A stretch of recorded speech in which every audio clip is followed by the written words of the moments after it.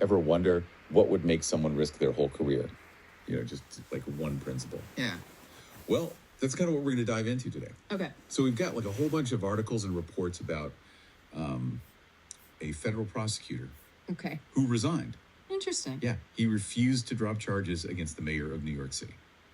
So this is Pretty big stuff. yeah, it really makes you think about that whole equal justice under the law thing, right? Right. I mean, if someone like in that kind of position can be pressured to just dismiss a case, Yeah. what does that even say about the whole system? It's wild. Yeah. Right. And like this prosecutor, the guy at the center of it all, Hagan Scotten, he's not just some random lawyer. Right. I mean, we're talking like former Army Ranger, decorated with Bronze Stars, Harvard Law grad. Oh, get this. He clerked for Chief Justice Roberts. Oh, wow. Yeah.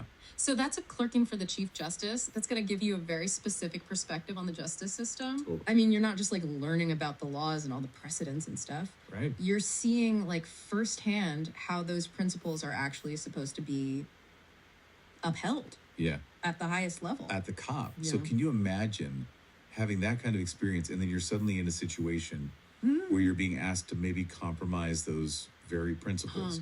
It's crazy. It's a tough spot to be in for sure. Yeah. The reports suggest that Scotten was facing all this pressure to just drop the case against Mayor Eric Adams. And maybe even in exchange for some political favors. Oh, wow. So that brings up that whole concept of quid pro quo. Right. Which basically means like something for something. Yeah. It's that idea that someone is offering you like a benefit, but in exchange for a specific action. And like in this situation, I mean, that could be incredibly damaging to the integrity of the whole justice system. For sure. It's definitely a serious allegation. Yeah. And like, while we don't have like, concrete evidence of a quid pro quo like written out or something. Right. Scotten's resignation letter is, it's pretty telling. Yeah, his words are very carefully chosen. He wrote, "No system of ordered liberty can allow the government to use the carrot of dismissing charges or the stick of threatening to bring them again to induce an elected official to support its policy objectives." Wow. Heavy stuff. He's basically drawing a line in the sand, right? Yeah. Saying that using your power as a prosecutor for political leverage, it's just not okay. Right. And it undermines the whole concept of a fair legal process. It really makes you wonder, like, how often does this kind of pressure happen? Right. Behind closed doors. Yeah. And how many times do people just stay silent about it? It's unsettling to think about, for sure. Yeah. And then to add another layer to this whole thing. Okay. The case against Mayor Adams. Yeah. It wasn't just some recent thing. Right. It had actually been investigated under 4 different U.S. attorneys. Oh, wow. Yeah. And that's like the chief federal prosecutor for a district, for those who don't know. Oh, okay. That's a crucial detail, actually, because it suggests that this wasn't just like a flimsy case.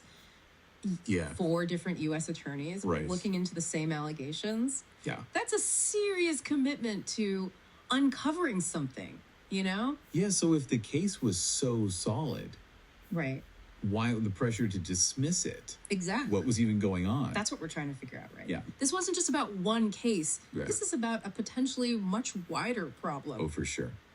And we have another interesting element here, too. Okay. Danielle Sassoon, Uh-huh. who was the U.S. attorney at the time. Yeah. She resigned, too. Oh, wow. And it seemed like she was supporting Scotten's stance. That's a powerful statement, right? Right. It suggests that she also felt like the pressure to dismiss the case was inappropriate. Yeah. Maybe even unethical. Yeah. And she was willing to just walk away from her whole job. Her whole position. Yeah, rather than be a part of it. It's a big deal. It definitely adds a lot of weight to Scotten's claims. For sure. You've got 2 high-ranking legal officials. Yeah.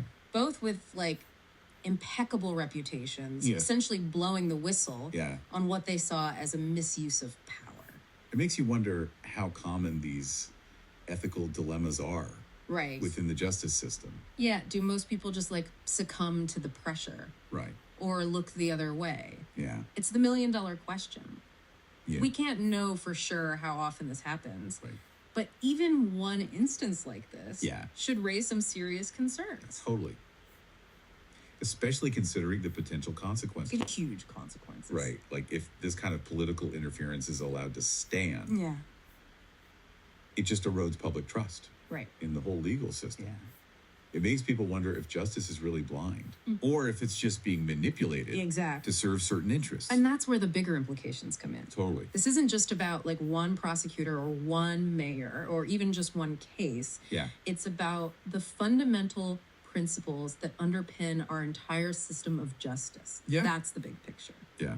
It's a sobering thought for sure. Yeah. This whole situation makes you wonder if this is like just the tip of the iceberg, you know? Right. Are there even like mechanisms in place to protect against this kind of pressure? Or are prosecutors just kind of left to figure this out on their own? Well, it's not a complete free-for-all. Okay. There are some safeguards, but how effective they are, I mean, Yeah. that's definitely up for debate. Right. Especially after all of this. Yeah, especially in light of this whole situation. Yeah. One of the main safeguards is this concept of prosecutorial discretion. Okay, so let's unpack that a bit. Sure. What exactly is prosecutorial discretion? Okay, so basically, And how is it supposed to work? it means that prosecutors have a good deal of independence Okay. in deciding which cases to go after, what charges to bring, and how to handle those charges. Okay. They're not supposed to be like influenced by political whims or outside pressure. That makes sense in theory. Right. But it seems like in practice, there's always the potential for that independence to be undermined, right? Oh, absolutely. Like we saw in this case. Yeah. A prosecutor can be pressured or even threatened Right. to make decisions that go against their professional judgment. Exactly. And that's where other safeguards come in. Okay. Like, for instance, there are these ethical guidelines Yeah. that prosecutors are supposed to follow. These guidelines outline the principles of fairness and impartiality and integrity Right. that should guide their decision making. But guidelines are just like words on paper unless they're actually enforced, right?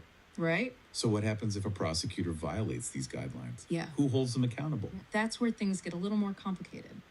I mean, there are ways to investigate and address prosecutorial misconduct, Yeah. but they often don't have a lot of power. You know what I mean? It can be really hard to prove that a prosecutor did something wrong, Right. especially if the pressure they were under was like subtle or not directly stated. So it sounds like we have a system that relies a lot on the integrity of individuals, Yeah. but doesn't necessarily have strong ways of dealing with situations where that integrity is compromised. That's a pretty fair assessment. Okay. And this is where the role of leadership is super important. Yeah. If we want to stop this kind of thing from happening again, Uh-huh. we need leaders in law enforcement agencies who make ethical conduct a priority. Right. And create a culture where people feel like they can speak up Yeah. against wrongdoing and not get punished for it. That raises an interesting question then. Yeah, What would a strong ethical culture within law enforcement even look like? that's a good question. Like, what are some actual steps that could be taken to create that kind of environment? Well, it starts with clear communication from the top. Okay. Leaders have to make it super obvious that ethical conduct isn't optional. It's like a fundamental part of the job. Right. And it can't just be talk, you know, Yeah. they have to back it up with action. So what kind of actions are we talking about? For example, they need to create ways for people to report potential misconduct Okay. that are safe and confidential. Yeah. Prosecutors need to know that they can speak up Right. without being afraid of retaliation. If they see something unethical or illegal. Exactly. And it's not just about reporting it right. Right. It's about what happens after a report is made. Yeah, there needs to be a process for investigating those allegations. Yeah. That is transparent and accountable. Okay. And the investigations can't be seen as like a way to just cover things up. Yeah. They need to be done by independent groups Okay. who have the authority to recommend disciplinary action. Including firing someone if the allegations are true. So there need to be real consequences for crossing the line, Exactly. not just a slap on the wrist. Right. Otherwise, those ethical guidelines don't really mean anything. Exactly. But it's not just about punishment either. We also need to focus on prevention. That means investing in good training programs Yeah. that give prosecutors the tools and knowledge they need Right. to navigate these ethical dilemmas Yeah. and make good decisions. So it's kind of a multifaceted approach, Yeah, combining clear guidelines and strong leadership and ongoing training. exactly. To create an environment where ethical conduct is just the norm, Right. not the exception. It shouldn't be something special. It should Yeah. just be what people do. And it's not just about protecting the integrity of the justice system. Yeah. It's also about protecting the people who work within that system. The prosecutors themselves. Yeah, they face a ton of pressure. Right. And often have to make really tough decisions. For sure. We need to give them the support and resources they need to do their jobs well and ethically. This is where I think the stories of Jeff Sessions and Bill Barr are relevant. Okay. They both served as attorney general. Yeah. And faced a lot of political pressure to make decisions that would benefit certain people or groups. Right. And while their actions were definitely controversial, they both drew a line at certain points, refusing to compromise what they saw as fundamental principles of justice. Those examples are interesting because they show just how complicated it can be to figure out where law and politics intersect. There's often a gray area where it's not always clear what the right decision is. For sure. But in the end, it comes down to individual judgment and being willing to stand up for what you believe in, even when it's hard.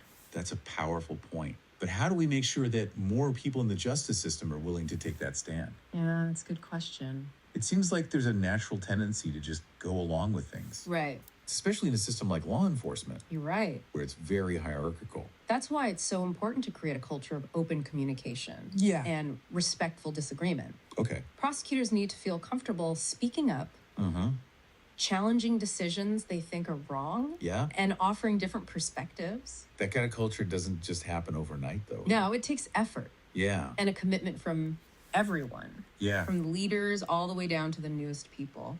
And it's not just about internal accountability either. Right. We also need strong oversight from outside the system. Okay. To make sure that the justice system is operating fairly and impartially.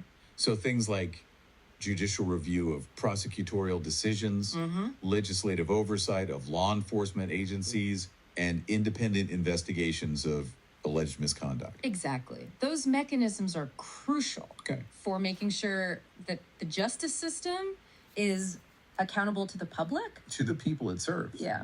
But even with all these safeguards in place, there's still the possibility of abuse, as we saw in this case with Hagan Scotten. So what role does public awareness play in holding the justice system accountable? Public awareness is incredibly important. When people know how the justice system works and the potential for abuse and how misconduct is addressed, they can demand better from their elected officials and hold those in power accountable.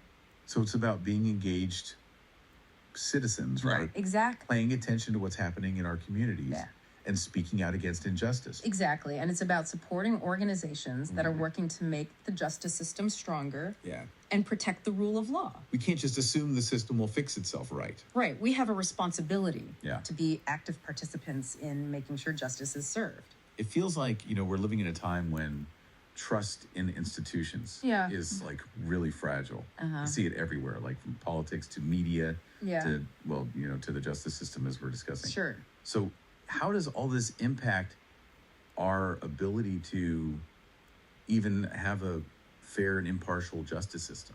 That's the big question, isn't it? When people lose faith in the system, in its ability to actually deliver justice, it creates this dangerous environment, for cynicism and apathy. It's easy to just feel like your voice doesn't even matter, or nothing you can do can change anything. I've definitely felt that way sometimes. It can be so overwhelming to think about how big these problems are, especially with something as complex as the justice system. So what can we as individuals even do? I think it's important to remember that even small actions can make a difference. Even just staying informed about these issues. That's a step in the right direction. The more you know about how the justice system works and where the problems are and what kind of reforms people are talking about, the better prepared you are to help make a real change. So it's about educating ourselves. And then using what we learn to advocate for a better system. Exactly. There are organizations out there fighting for things like judicial independence and prosecutorial integrity and criminal justice reform. You can support those organizations, whether it's through donations or volunteering or even just spreading the word about what they do. And what about holding our elected officials accountable? Yeah, that's crucial too. They're the ones who can actually make these changes happen. It's absolutely, don't be afraid to contact your representatives. Let them know that these issues matter to you. Yeah. Demand transparency and accountability. Okay. And a real commitment to making the justice system stronger. So about making our voices heard. Yeah. Both individually and collectively. Well, right. And it's about having respectful conversations. Yeah. Even with people who have different opinions. Okay. It's easy to just stay in our own little bubbles. Right. And think everyone who disagrees with us is wrong. Yeah. But that doesn't help anyone. Right. We need to find ways to connect with each other and have productive conversations about how to make the system better for everyone. That's a great point. Right. It's easy to get caught up in the anger and frustration. Yeah. But ultimately, we all want a justice system that's fair. Right? And impartial and accountable. That's the goal. To everyone. Exactly. And that's what I think is so interesting about Hagan Scotten's story. Yeah. I mean, he could have just chosen the easy way out. Right. Kept his head down and protected his career. Yeah. But he decided to stand up for what he believed in. Right. Even though it meant losing everything. It's a good reminder that doing the right thing can have a big impact. For sure. He chose principle over his own personal gain. Yeah. And by doing that, he brought attention to a problem that a lot of people probably didn't even know about. His resignation letter wasn't just about one case. Right. It was a call to action. Yeah. A reminder that we all have a part to play in making sure that justice and accountability are upheld. So as we wrap up this deep dive, here's something to think about. Okay. In a world where information is often used as a weapon, and the truth can be hard to find, right? How can we make sure that justice remains a symbol of hope and a foundation of our democracy? It's a question that deserves our attention and our active involvement. Thanks for joining us on this deep dive. Yeah, thanks for having me. And we'll see you next time.